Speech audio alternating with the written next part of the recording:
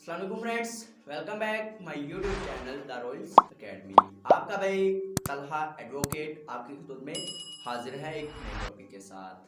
आज का हमारा टॉपिक, जैसा कि आपने हमारी पिछली वीडियो में देखा ही होगा, हमने स्टेट के ऊपर बात कर रहे थे। पिछली वीडियो में हमने स्टेट का जो मेन कॉन्सेप्ट था वो क्लियर किया था। अगर आप लोगों ने वो मेरी वीडियोस नहीं देखी तो अभी आई बटन में भी आपको नोटिफिकेशन मिल जाएगा और डिस्क्रिप्शन में भी आपको नोटिफिकेशन मिल जाएगा। वो सबसे पहले वो आप वीडियो देखें ताकि आपको इस का कंसेप्ट क्लियर हो, और कंसेप्ट के बाद आपको जो दूसरे इसकी एलिमेंट्स हैं और इसकी जो ऑब्जेक्टिव्स हैं और जो इसकी टाइप्स हैं उसकी आपको समझ आ सके। सो बढ़ते हैं टॉपिक की तरफ। आज हम बात करने वाले हैं एलिमेंट्स के ऊपर कि क्या एलिमेंट्स हैं इसके, क्या इसकी टाइप्स हैं और इसको ऑब्जेक्टिव्स क्या है। स्टेट का जो इस्लामिक स्टेट बनाई जाती है ये क्यों बनाई जाती है। हमने कुछ टॉपिक्स को हाईलाइट किया है, वो आपके साथ रखते हैं।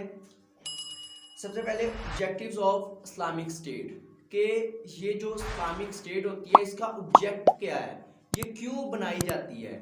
ये जो इस्लामिक स्टेट है ये इसलिए बनाई जाती है ताकि इसमें जो भी कवानीन, जो भी असूल व ज़वाबित इसमें राइज किए जाएं वो तमाम असूल व ज़वाबित हमारे नबी पाक सल्लल्लाहु अलैहि वसल्लम और अल्लाह ताला के बनाए हुए बताए हुए कवानीन को नाफिज किया जाए।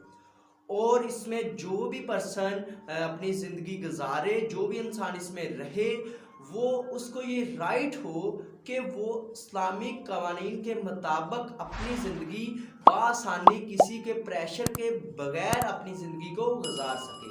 ये होती है इस्लामिक स्टेट या फिर इसको बनाने का मकसद कि इसमें तमाम असूल व ज़वाबित इस्लाम के मुताबिक रखे जाएं। ये होता है इसका मेन कंसेप्ट या फिर मेन इसकी जो होता है इसका मेन ऑब्जेक्ट या मेन कंसेप्ट इसको बनाने का। इसके बाद डिस्कस कर लेते हैं कि प्रिंसिपल, इसका प्रिंसिपल क्या है। ये इस्लामिक स्टेट का जो प्रिंसिपल है, असूल है, वो क्या है, इसका मेन कंसेप्ट क्या है इस स्टेट को बनाने का, या इसका प्रिंसिपल जो असूल है वो ये है कि ये दुनिया फ़ानी है और इसमें सब ने सदा नहीं रहना, बल्कि एक ना एक दिन इस पूरी दुनिया ने ख़त्म हो जाना है। और जो लोग यहाँ पे जो भी काम करेंगे वो अपने आने वाली जो ज़िंदगी है उसको संवारने के लिए या बिगाड़ने के लिए यहाँ पे जो भी करेंगे वो कुछ होगा। सो ये था इसका प्रिंसिपल कि यहाँ पे जो हमारा असूल है आने का वो क्या है। वो हमारा असूल, वो हमारा कंसेप्ट या इस इस्लामिक स्टेट में रहने का कंसेप्ट हमारा ये है कि ये दुनिया फ़ानी है, एक दिन इसने ख़त्म हो जाना है, और जो हमारी सदा की ज़िंदगी है वो हमारी आने वाली लाइफ है जो कि हमें मरने के बाद मिलेगी। इसी प्रिंसिपल को लेकर हमने आगे कुछ एलिमेंट्स और कुछ टाइप्स इसकी बनाई हैं जो कि आपके साथ हम डिस्कस करेंगे। सबसे पहला पॉइंट, सोवेरेनिटी ऑफ अल्लाह। सबसे पहले हम डिस्कस कर लेते हैं कि सोवेरेनिटी क्या है।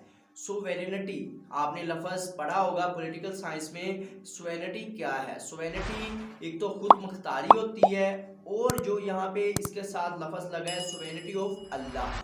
सोवेरेनिटी ऑफ अल्लाह, अल्लाह ताला की हाकमियत या फिर अल्लाह ताला की खुद मुख्तारी। यहाँ पे हम इसका मीन ये लेंगे कि अल्लाह ताला की हाकमियत। इस्लामिक स्टेट में सोवेरेनिटी ऑफ अल्लाह का क्या किरदार है कि जो भी यहाँ पे कवानीन हैं, जो भी यहाँ पे असूल ज़वाबित हैं जो यहाँ पे राइज किए जाएंगे, उस तमाम असूलों का जो हाकमियत होगी वो अल्लाह ताला के पास होगी पूरी दुनिया की। या फिर ये तो हमारा कंसेप्ट है ना कि पूरी दुनिया की जो हाकमियत है वो अल्लाह ताला के पास है, लेकिन हम जो इस्लामिक स्टेट में रहते हैं उसमें भी जो कवानीन्स बनाए जाएंगे, जो असूल्स बनाए जाएंगे जिनके ऊपर हमने अपनी लाइफ को गुजारना है, वो हमारे असूल व ज़वाबित तमाम हमारे इस सोवेरेनिटी ऑफ अल्लाह यानी कि अल्लाह ताला की हाकमियत को कंसेप्ट में जहन में रखते हुए होंगे। जो भी इसमें खलीफा होगा वो खुद हाकम नहीं होगा, वो खुद कोई भी असूल नहीं बना सकेगा, वो बल्कि जो हमारे असूल आज से 100 साल पहले, 1000 साल पहले बन चुके हैं, हमारे कुरान मजीद की किताब में बने हुए हैं, जो हमारे नबी पाक सल्लल्लाहु अलैहि वसल्लम ने हदीसों में जो उनकी सुनते हैं उनको देखते हुए ओनली इसमें कवानीन को बनाया जाएगा। ये था इसका पहला पॉइंट, सोवेरेनिटी ऑफ अल्लाह, यानी कि अल्लाह ताला की हाकिमियत। इसके बाद हम डिस्कस कर लेते हैं जो दूसरा पॉइंट है हमारा, वो खिलाफत का है। ये भी इसमें मेन पॉइंट है इसको चलाने के लिए, या फिर इसमें जो इसका एलिमेंट है।